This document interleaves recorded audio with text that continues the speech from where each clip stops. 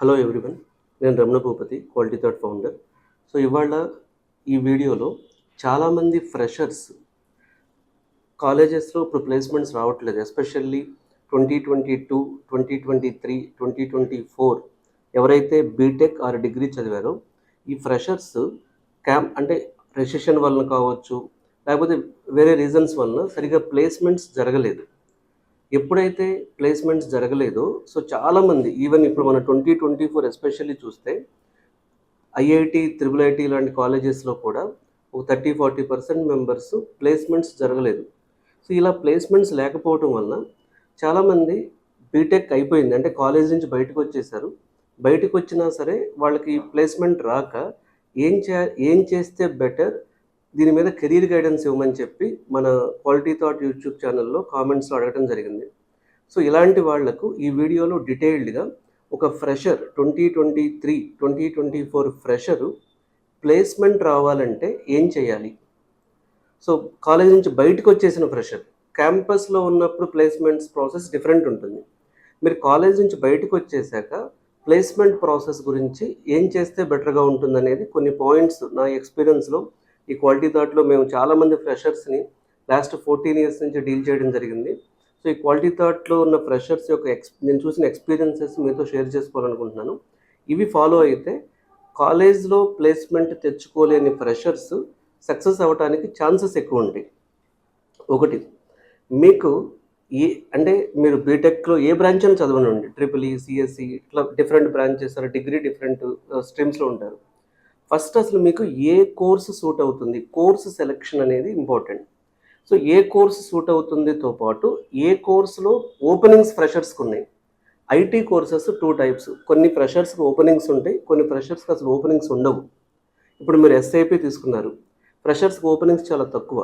ఇప్పుడు మీరు cloud data engineering తీసుకున్నారు, లేకపోతే క్లౌడ్ డెవాప్స్ తీసుకున్నారు, వీటిలో ఏంటంటే ఫ్రెషర్కి ఓపెనింగ్స్ ఉంటాయి, కాకపోతే పర్సంటేజ్ ఆఫ్ ఓపెనింగ్స్ జనరల్గా సో కొంచెం ఎక్స్పీరియన్స్ ఉన్న వాళ్ళని తీసుకుంటారు.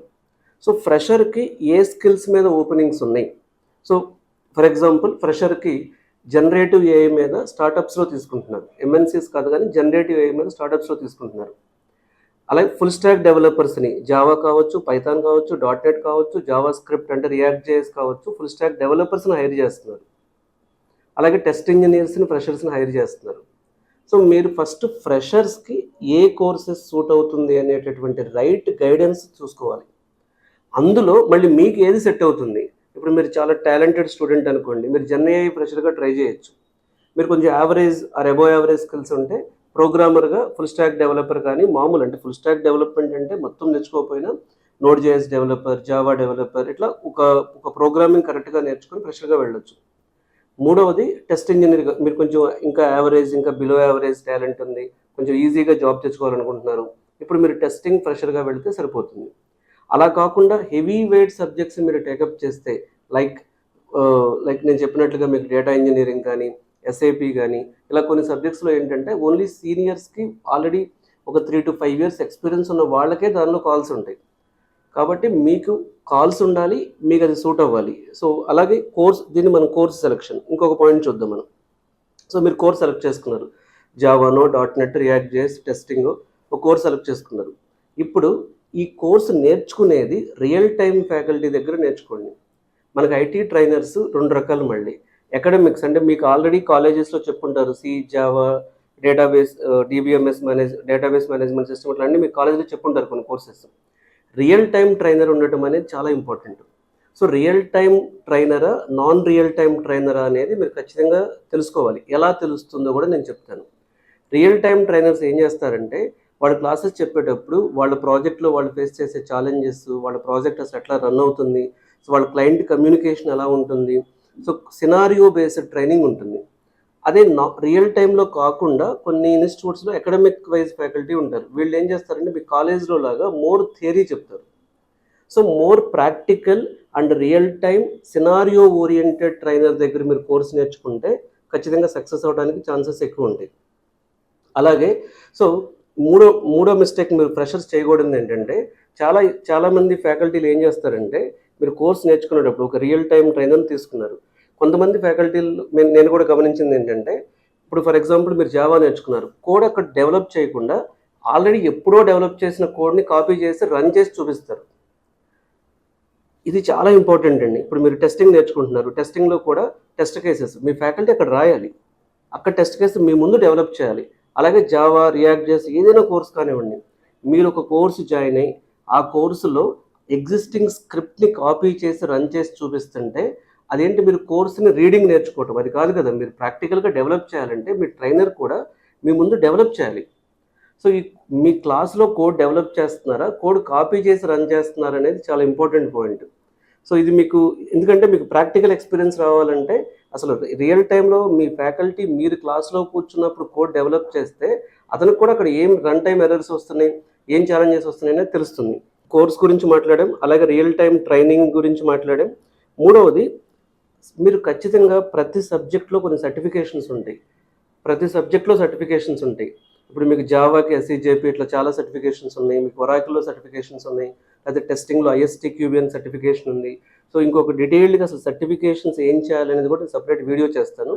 ఖచ్చితంగా ఏదో ఒక సర్టిఫికేషన్ చేయండి, దానివల్ల మీ రెజ్యూమ్ అనేది బ్యూటిఫై అవుతుంది. సో ఇంటర్వ్యూర్ చూసినప్పుడు మీరు మిగతా ప్రొఫైల్స్, ఇప్పుడు ఇంటర్వ్యూకి ఒక రోజు 100 మంది వచ్చారు, మీ రెజ్యూమ్ ఎందుకు తీసుకోవాలి? మీ రెజ్యూమ్ తీసుకోవాలనుకుంటే సో మీ రెజ్యూమ్లో సర్టిఫికేషన్ డీటెయిల్స్ అనేవి ఉంటే ఆ సర్టిఫికేషన్ డీటెయిల్స్ వలన సో మీ రెజ్యూమ్ కొంచెం వెయిటేజ్ పెరుగుతుంది, వాల్యూ ఇంక్రీజ్ అవుతుంది.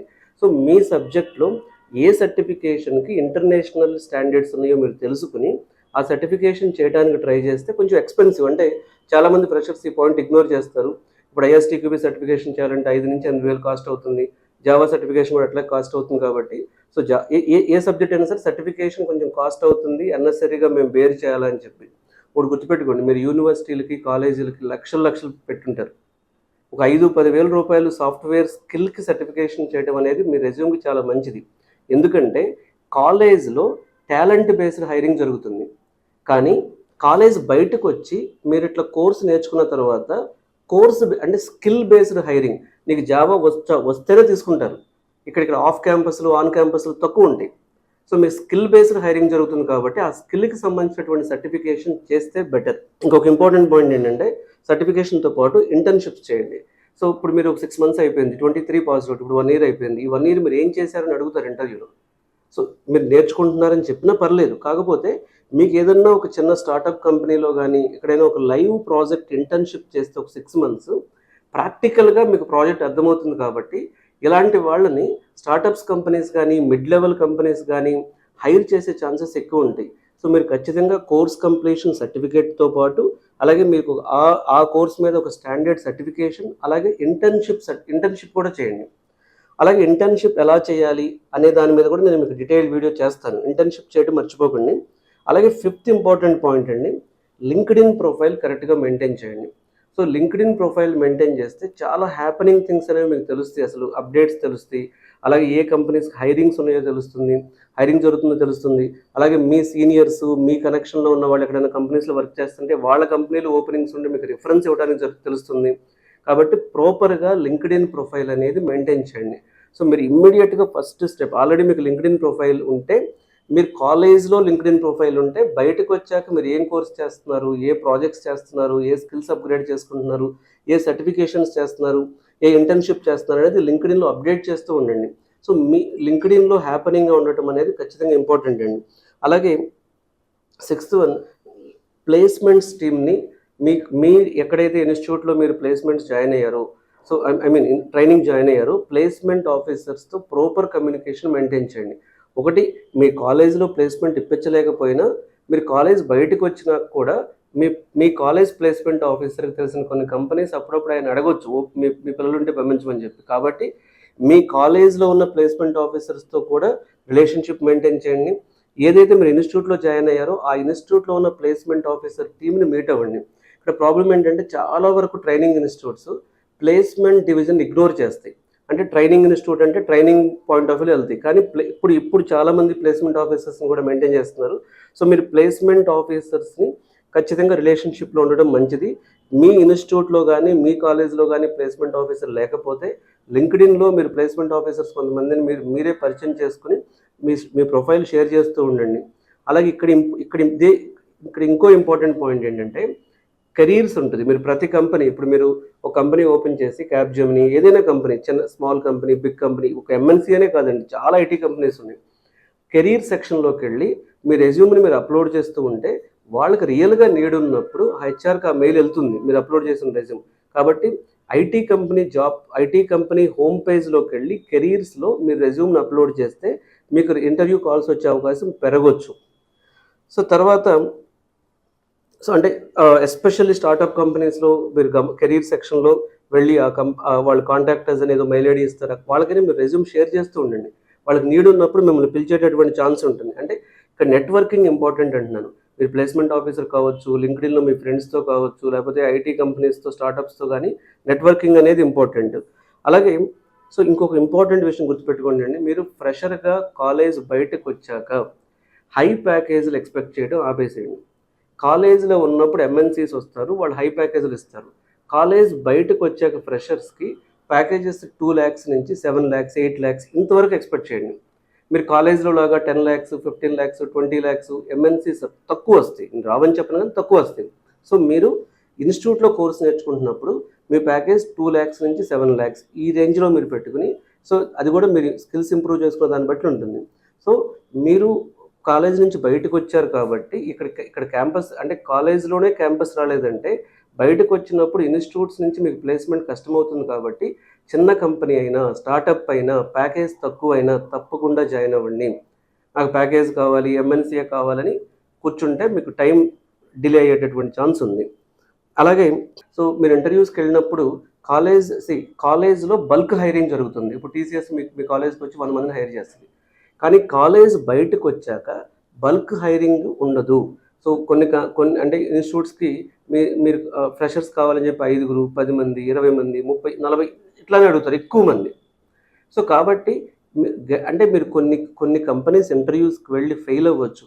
సో అంటే ఫెయిల్ అవ్వటం అనేది రాంగ్‌గా తీసుకోకుండా ఒక 5 నుంచి 10 కంపెనీస్‌కి ఇంటర్వ్యూస్‌కి వెళ్ళి ఫెయిల్ అయితే you will gain more real time experience on interview, how to handle the interview.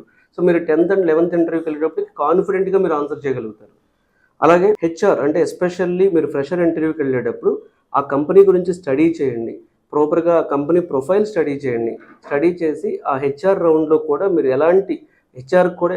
HR రౌండ్‌లో కూడా మీరు ఎలాంటి ఆన్సర్స్ చెప్పాలంటే ఏదో నేను జాబ్ కోసం వచ్చాను అన్నట్లు కాకుండా ప్యాకేజ్‌లు వీటి గురించి డిస్కషన్ పెట్టకుండా మీరు ఎందుకు వచ్చారు స్టార్టప్‌లో జాయిన్ అవ్వాలి అని అడిగితే లెర్నింగ్ కర్వ్ మీరు నేర్చుకోవాలనుకుంటున్నారు, ఛాలెంజింగ్ ఎన్విరాన్మెంట్లో వర్క్ చేయాలనుకుంటున్నారు.